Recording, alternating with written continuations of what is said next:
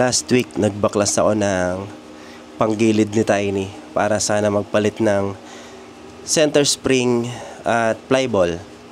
Sa kadahilan ng hindi ko trip yung dating tono ng panggilid niya. Kasi masyadong malalim yung silinyador.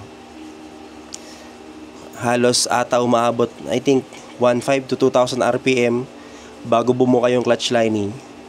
So, ang tendency, masyadong ma-vibrate tapos puro hiyaw lang yung makina.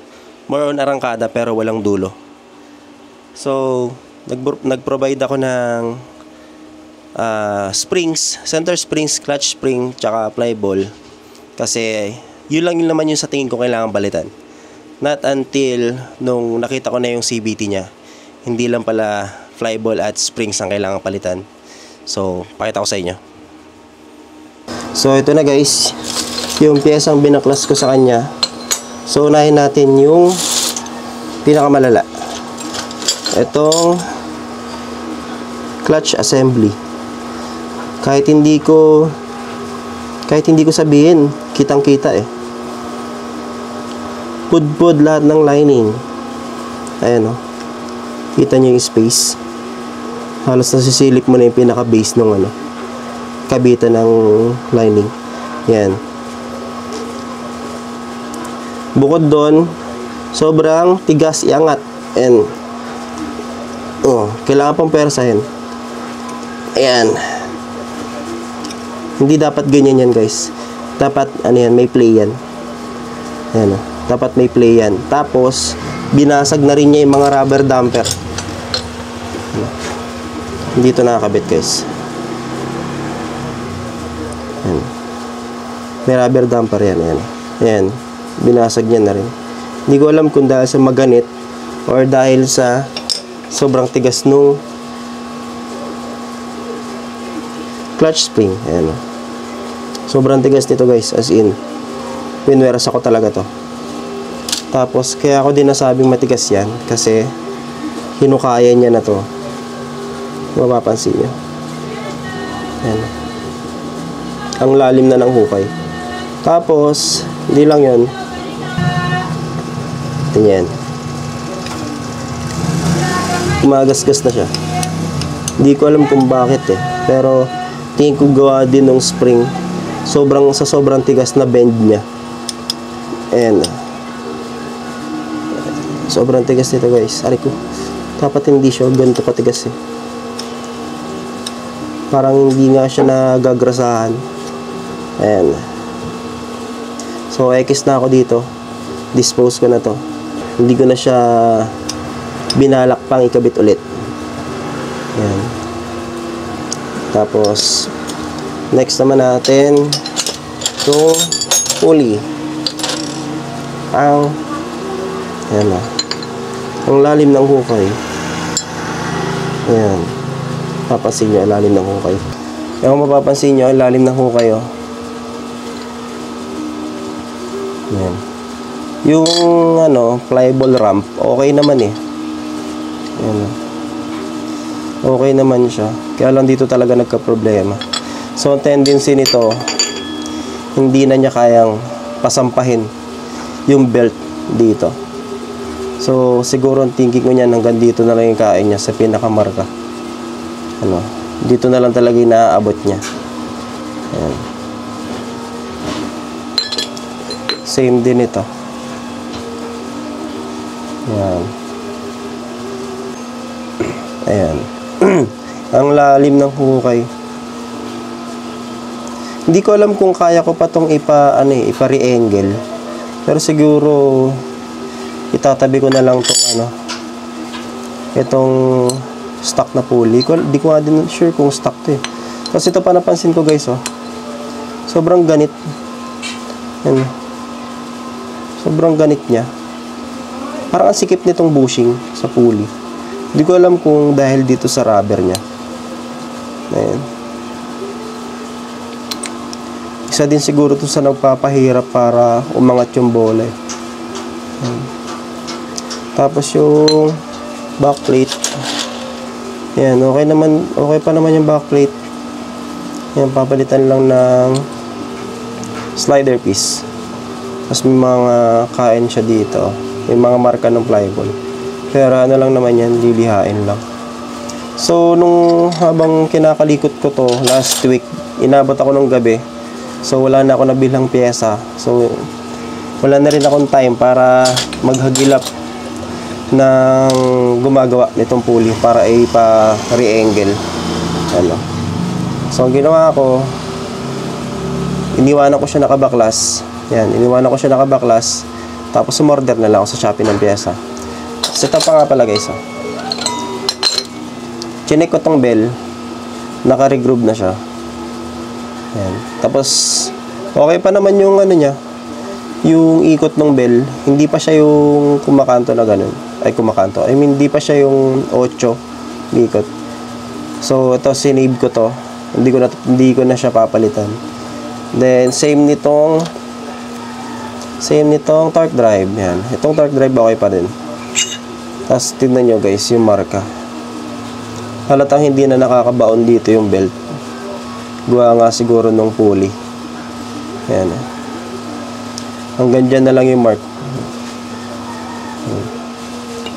So yun. Kinuha ko, bumili na lang ako ng mga pyesa para may kabit ko siya today. So pakita ko sa inyo yung mga in-order kong pyesa. Bali ito na guys yung in-order kong pyesa.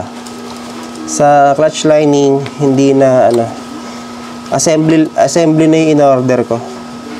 Dapat Sun Racing din to kaya lang may nag-recommend. Maganda daw sabi. So try natin. Mas mura to ng I think 300 sa Sun Racing. Yan. So Makoto yan. Assembly na yan. May clutch spring na rin na 1,000. Yan. Then center spring. Center spring na 1,500. Yan. Tapos belt original 5TL. Yan. Original yan, guys. Yan. Then ito, bumili pa ako ng extra. Kasi ito yung una ko nabili. Nung hindi ko pa na-check yung CVT niya, nakabili na ako nito. So ito yung reserva na lang natin. Then flyball. Isip ko kung maglalagay ako ng straight 9. Ito. 9 grams to, straight 6 pieces. Or itong 10 grams ang ilalagay ko. So, bahala na mamaya. Tapos, yan, bumili na rin ako ng gear oil. Tapos, sasabay ko na nga pala yung change oil dito, guys. Hindi ko lang naisama yung oil. So, ito na yung pulley niya. Yan. Samang sticker. Tapos, ito yung drive base. Yan. Okay din yung drive base. Oh. Ang ganda. Bali, new version na nga pala to guys. New version na to ng Sun Racing na 13.5 degree. Ayan, tapos ito yung pulley nya. Yan, kompleto na to. Slider piece. Yan. Tapos ang ganda ng ang ganda ng flyball ramp. Yan. Yan. Tapos, syempre, may kasama na rin yung bushing. Yan. Bushing. Tapos, ito, alam ko anong tawag dito eh. Bahala na kayo kung anong tawag dyan. Tapos, mga tuning washer. Yan. Dalawa yan. Isang 0.5. Tapos, isang 1mm. 0.5mm. Tapos, 1mm. Yan. Tapos, yung binaklas ko guys na lumang pulley, may kasama siyang tuning washer. So parang nasa 1.5mm to kasi nung pinagsama ko siya. Ayan, halos pantay lang. No 1mm tsaka nung 0.5. Ayan. So bahala na mamaya kung ikakabit natin. So ayan. Assembly na natin to. Let's go.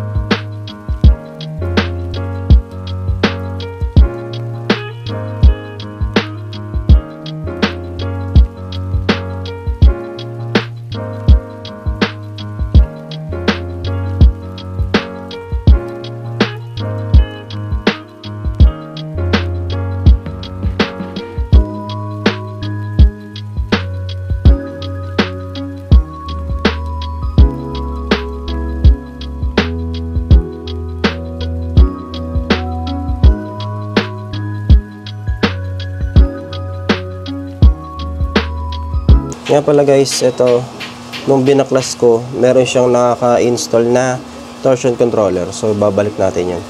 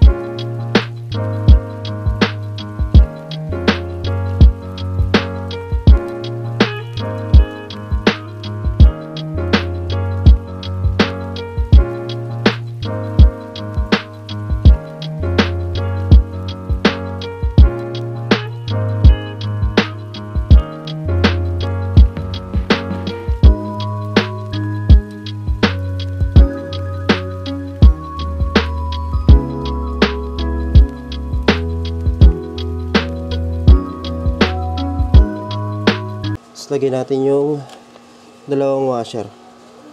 Lagyan natin yung dalawang washer. 1mm tsaka 0.5.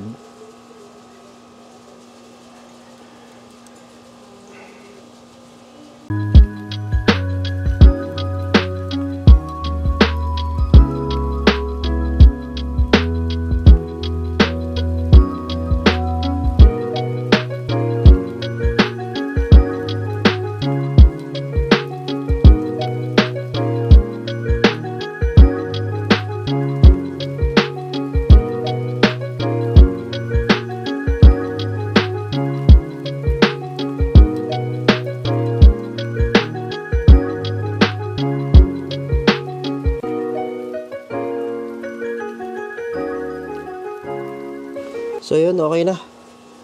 Bali nakakabit na natin. Fully set, 13.5 degree. Sun Racing na new version, then 9 grams straight flyball. Then sa bell, stock na naka-regroove. Stock torque drive, tapos 1,500 center spring, then 1,000 sa clutch spring. So yun, start na natin to. Ay, guys, may nakalimutan pala ako ikabit. Yung kanyang one-way bearing ata to. Pusang ama, nakalimutan ko pa. So, baklas tayo ulit.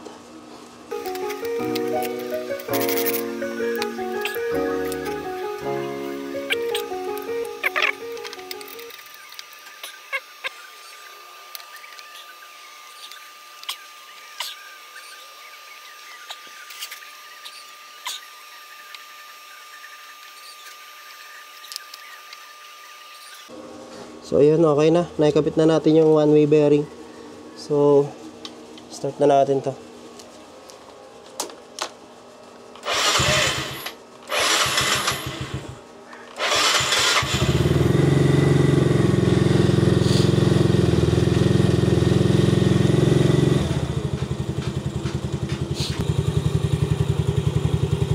So far okay naman.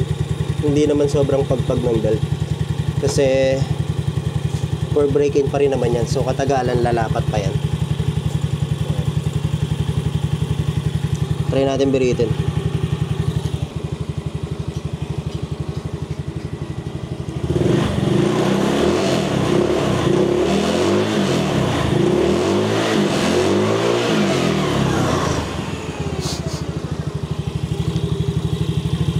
So yun, okay naman. So update na lang siguro ako, gagawa na lang ako ng panibagong video sa road test, tsaka kung kamusta yung takbo niya. So hanggang dito na lang muna guys. So thanks for watching. Peace.